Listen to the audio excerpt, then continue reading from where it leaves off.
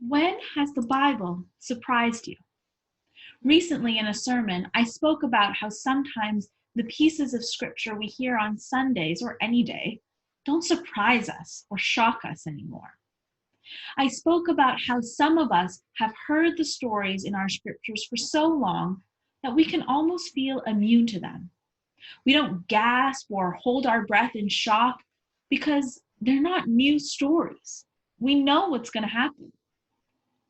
I hate to contradict myself only a couple of weeks later, but I shall, because there are still some moments where we hear our scriptures and our story in new ways.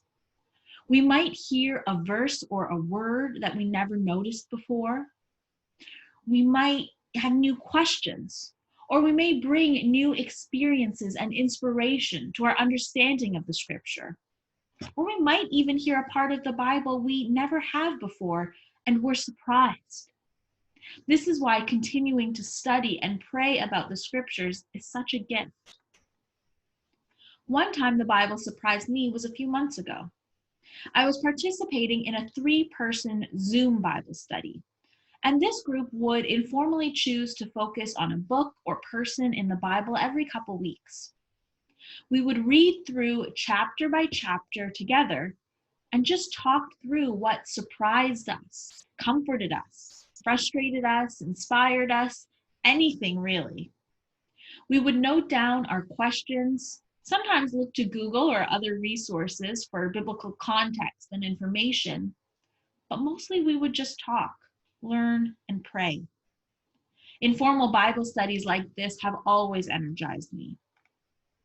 One day we decided to read through the book of Jonah. The story of Jonah is one that I must have learned as a child. I have no actual memory of the first time it was shared with me, but I know almost mechanically the story of Jonah, running away from God's command and eventually being swallowed by a huge fish. As a kid, there's a lot of fun art to look at that makes this horrible event far more reasonable. As we read through the book of Jonah, one of the other members of my Bible study shared that she found the first chapter of the book to be a comforting reflection of interfaith prayer and community. When Jonah runs away from the Lord onto a boat, the Lord sends a great wind and a violent storm against the boat.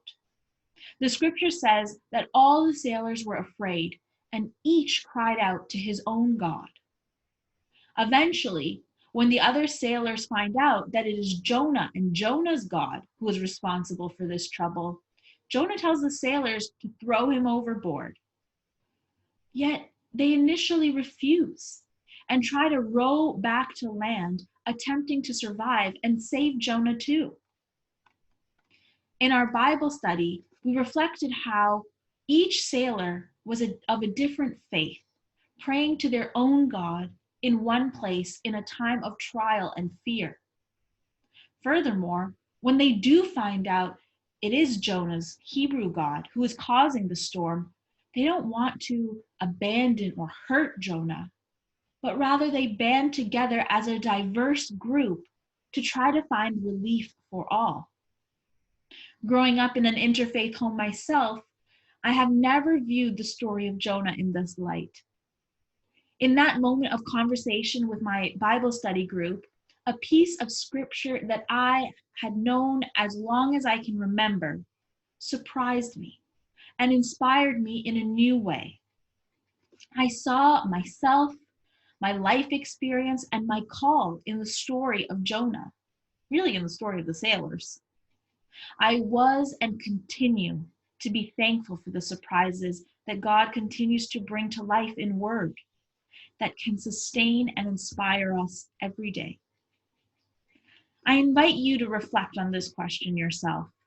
When has the Bible surprised you? As you explore this for yourself, I would love to hear your midweek musing. It is an honor to grow in faith, even while apart.